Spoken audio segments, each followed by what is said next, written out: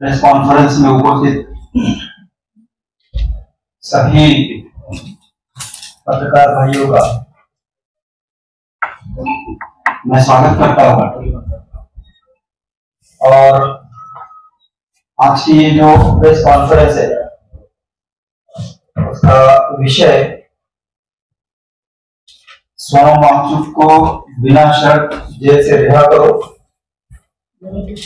तथा लद्दाख को राज्य का दर्जा और उसे संविधान की 6वीं अनुसूची में शामिल करो, इस विषय के तहत यह प्रेस कॉन्फ्रेंस आयोजित की गई है। पत्रकार साथियों के साथ यहाँ पर तमाम संगठनों में, सामाजिक, धार्मिक, राजनीय, सांस्कृतिक संगठनों में काम करने वाले कार्यकर्ता भी यहाँ पर मौजूद हैं। मैं इस सभा में, इस कॉन्फ्रेंस में सभी का स्वागत करता हूँ और जिस विषय से संदर्भित यह कॉन्फ्रेंस है उसके संदर्भ का ब्रीफ आपके सामने है। पिछले 26 सितंबर 2025 को लेह लद्दाख के जो पर्यावरणविद, शिक्षाविद, वैज्ञानिक और अपने आविष्कारों से भारत के लिए बहुत सारी ख्यातियां अर्जित करने वाले सोनम वांगचुक को गिरफ्तार किया गया। सोनम वांगचुक इसके पहले लेह में कुपोषण के लिए बैठे थे और कुपोषण के पीछे का उनका जो डिमांड का मकसद था, केवल 2 मांगों के लिए वे कुपोषण कर रहे थे। पहली मांग थी लद्दाख को राज्य का दर्जा दिया जाए और दूसरी मांग थी कि उसी लद्दाख को संविधान की 6वीं अनुसूची में सम्मिलित किया जाए। सोनम वांगचुक द्वारा की जाने वाली जो मांग है वो उनकी अपनी नहीं थी या उनके किसी के अपने मन से नहीं निकली। जब जम्मू कश्मीर का इन यूनियन टेरिटरीज में विभाजन किया गया उस समय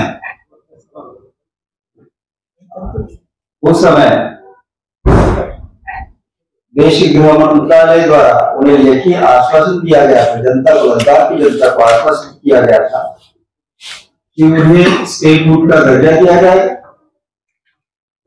और न केवल स्टेटहुड का दर्जा दिया जाएगा बल्कि उसी के साथ उन्हें संविधान की 6वीं अनुसूची में डाला जाएगा। संविधान की 6वीं अनुसूची में डाले जाने का ही अर्थ है कि उस पूरे रीजन की, उस पूरे प्रोविंस की अपनी अहमियत बरकरार रहे, उनकी सांस्कृतिक, उनकी ट्रेडिशनल पद्धतियां जो है, उनका तमाम रीति रिवाज है वो प्रिजर्व कर सके, उसे अपनाने में उन्हें बगैर किसी झिझक के या बगैर किसी रुकावट के वे अपने उस ट्रेडिशन का पालन कर सके। और चूंकि लद्दाख एक अपने आप में अलग राज्य है, जो भौगोलिक दृष्टिया अगर हम देखते हैं तो उसकी तमाम खूबियां है और उसी के साथ खामियां भी है। तो ऐसे राज्य में अगर आम आवाम वहां पर अपना बिजनेस या अन्य चीजें शुरू करती है तो उस घाटी को, उन तमाम प्रदेश को बहुत सारी दिक्कतों का भविष्य में सामना करना पड़ सकता है। इस चिंता के तहत सोनम वांगचुक और उनके तमाम साथी अनशन कर रहे थे। यह सिलसिला 2019 में जम्मू कश्मीर का विभाजन होने के बाद के 1 साल बाद शुरू हुआ। तो हम यूं कह सकते हैं कि तकरीबन पिछले 5 वर्षों से सोनम वांगचुक के नेतृत्व में, सोनम वांगचुक की अगुवाई में यह डिमांड निरंतरता से सरकार के सामने रखी जाएगी और उनको उनका कहना ये था कि आपने जो वादा किया बस उसे निभाने का है, दूसरे हमारी कोई डिमांड है, हमारी अपनी कोई डिमांड है। और पिछले 5 वर्षों से बहुत सारी प्रोमिसेस करने के बावजूद भी वो रियलिटी में उतर नहीं रही थी, इसलिए फिर से इस कालावधि के दरमियान सोनम वांगचुक के माध्यम से पोषण का रास्ता अख्तियार किया गया। इसके 1-1.5 साल पहले भी सोनम वांगचुक और उनके कुछ साथी लेह से निकल करके पैदल मार्च करते हुए दिल्ली पहुंचे थे। दिल्ली पहुंचते हुए भी उन्हें बहुत सारी मुश्किलों का, प्राकृतिक मुश्किलों का और उसी के साथ में प्रशासनिक मुश्किलों का भी बहुत बड़े पैमाने पर सामना करना पड़ा था और उन्हें बॉर्डर पर रोक दिया गया था। वहीं पर भी वहां पर भी उन्हें अरेस्ट किया गया था, लेकिन जनता के प्रेशर के आगे झुकते हुए सरकार ने उन्हें रिहा कर दिया। तो इस तरह से सिलसिला जारी है। 26 तारीख को उन्हें अरेस्ट करने के पीछे का मकसद 24 तारीख को उसी आंदोलन के दरमियान पनपी हिंसा को मद्देनजर रखते हुए पनपी हिंसा के कारण पुलिस विभाग प्रशासन को फायरिंग करने का ऑर्डर मिले और उन्होंने निहत्थे प्रदर्शनकारियों के ऊपर लाठियां बरसाई, उन्हें घसीटा गया, मारा गया और फायरिंग की गई, जिसमें 4 लोग मौत के घाट उतार दिए गए। उनके नाम भी स्पोर्ट्स प्रेस नोट्स में दिए गए: स्टैनली नामगल, जिगमत दोरजी, रिंचन दादू तथा श्वेतांग खारची। श्वेतांग खारचीन यह एक सर्विसमैन है। उन्होंने 1996 से लेकर के 2017 तक के देश की सेना में अपनी सर्विस दी है और कारगिल युद्ध जब हुआ तो इस देश को जीत दिलाने में इस खातून का भी सहयोग। ऐसे व्यक्ति को भी पुलिस द्वारा एक बर्बरता के साथ मारा गया, पीटा गया। उनके पिताजी कहते हैं, उनके पिताजी कहते हैं, स्टैनली नामगल उनके पिताजी कहते हैं कि जब मैंने बॉडी देखी तो उसके बॉडी के ऊपर तमाम काले काले घाव दिख रहे थे। इसका मतलब साफ था कि वो मारा गया शरीर से। फिर जो प्रत्यक्षदर्शी है वो बताते हैं कि उन्हें झुकाया गया नीचे और फिर गोली दागी गई। स्टैनली कहते हैं कि उनके बच्चे के कांधे से गोली निकली, मतलब जाहिर है पीछे सीट से गोली मारी गई और सीधा बॉडी से घुसते हुए गोली बाहर निकली। तो ये जो बर्बरता है वह अपने आप में बहुत ही घृणित कार्य है जो सरकार द्वारा किया गया है। और यह सब देखने के बाद में जो नौजवान थे उनके माध्यम से कुछ पत्थरबाजी की गई होगी और उसका रिप्लाई करने के लिए जब पहले उन्होंने छड़ियों की बरसात शुरू की, लाठियों की बरसात शुरू की, उसके बाद भी उन्होंने स्टोन पेंटिंग का काम किया और उसी को ध्यान में रखते हुए उनके ऊपर फिर गोलियां बरसाई। सोनम वांगचुक कोई टेररिस्ट नहीं। सोनम वांगचुक को नेशनल सिक्योरिटी एक्ट के तहत अरेस्ट किया गया। ये एनएसए किस पर लगाया जाता है? जो टेररिस्ट है, जो देशद्रोह का कार्य करते हैं उनके ऊपर। सोनम वांगचुक का जो संपूर्ण गतिविधियां है वो बहुत ही नॉन वायलेंट नेचर का रहा है शुरू से। और जिस 24 तारीख को यह सब हुआ, मेरे इस आंदोलन को हिंसक स्वरूप प्राप्त हो गया है, इसलिए मैं मेरा अनशन बंद करता हूं और मैं मेरे गांव जाऊंगा, इस यह कह करके वो अपने गांव निकले।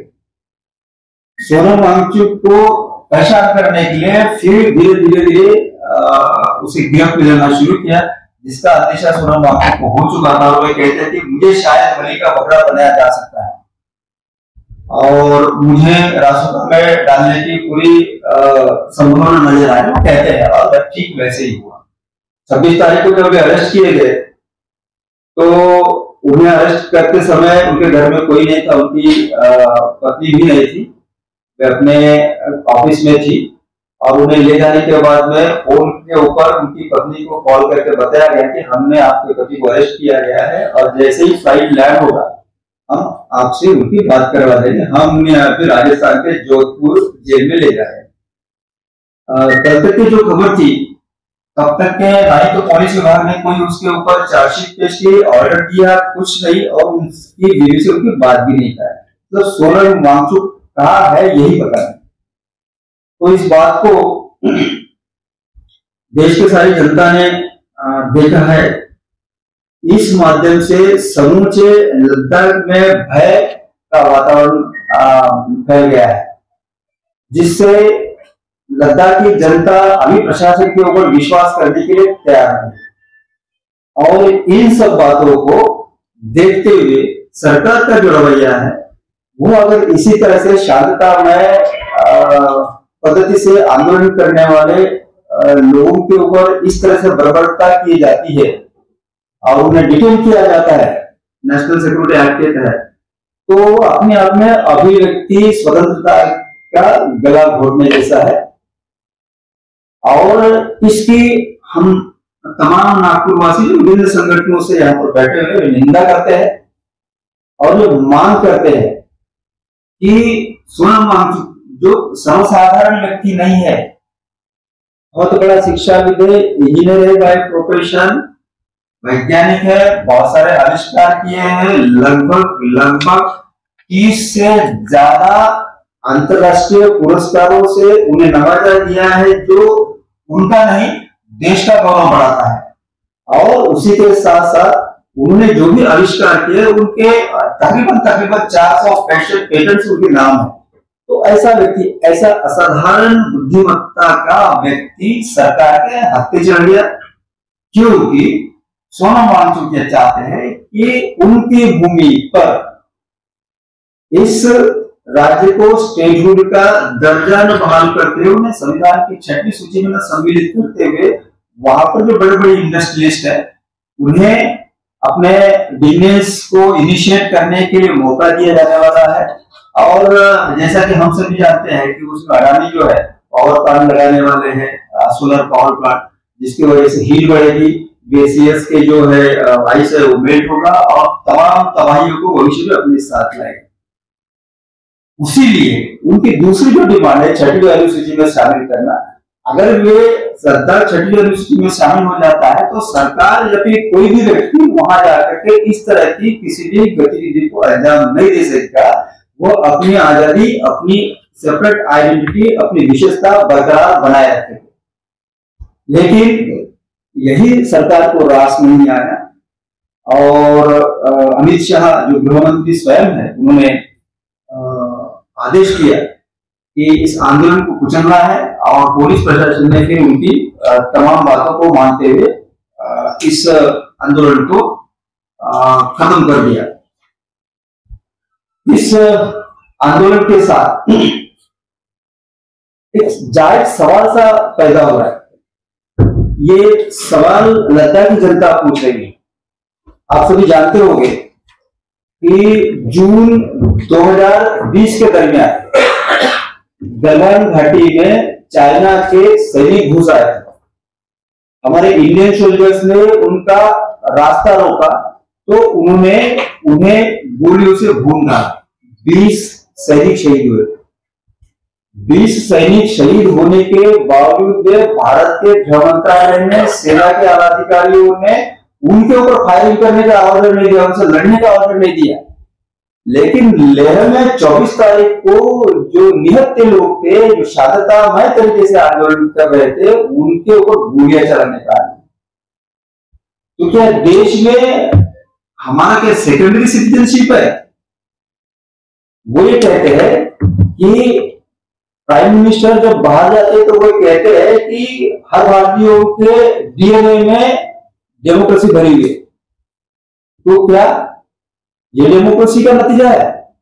तो इन तमाम चीजों को लद्दाखी जनता पूछे, जिसके माध्यम से वो भय में और किसी में भय के वातावरण में जिए और आज उनका किसी भी व्यक्ति पर विश्वास नहीं है। इस प्रकरण को लेकर के देश में चूंकि सभी तरफ आंदोलन किए जा रहे हैं, इस नागपुर की जनता के माध्यम से भी आने वाले 7 अक्टूबर को संविधान चौक में दोपहर 12 से 5 बजे के दरमियान एक धरना देने का कार्यक्रम तय किया गया है। और उस धरना देने के कार्यक्रम में इस नागपुर शहर में जितनी भी संस्थाएं, संगठनाएं कार्य करने वाले सम्मिलित होने वाले। इस घटना को लेकर तमाम नागपुर की जनता 4 प्रमुख मांगों के साथ में इस धरने को अंजाम देना चाहते हैं। उसमें सबसे पहला मैं आपके सामने पढ़ता हूं। 1, सोनम वांगचुक को राष्ट्रीय सुरक्षा कानून के तहत हिरासत में लिए जाने की सरकार के मनमाने रवैये की हम निंदा करते हैं तथा सोनम वांगचुक को बिना शर्त रिहा करने की मांग करते हैं। 2, लद्दाखी जनता द्वारा लद्दाख को राज्य का दर्जा देने तथा उसे संविधान की 6ठी अनुसूची में शामिल करने की मांग का हम समर्थन करते हैं। 3, 24 सितंबर 2025 को 4 लोगों के मारे जाने की घटना की न्यायिक जांच की जाए तथा दोषी पुलिस कर्मियों की नौकरी से बर्खास्तगी तथा उन पर बीएनएस के तहत कार्रवाई की जाने की मांग करते हैं। 4, जिन लद्दाखी लोगों को हिंसा भड़काने तथा अन्य प्रकार के आरोप लगाकर जेल में डाला गया है, उन्हें तुरंत रिहा किया जाए तथा उन पर लगाए गए आरोपों को भी निरस्त करने की मांग करते हैं। इन 4 प्रमुख मांगों को लेकर 7 अक्टूबर को संविधान चौक में धरना देने का प्रयोजन है और उसी धरने के संदर्भ की जानकारी नागपुर के आवाम को आपके माध्यम से दी जाए, इसलिए प्रेस वार्ता।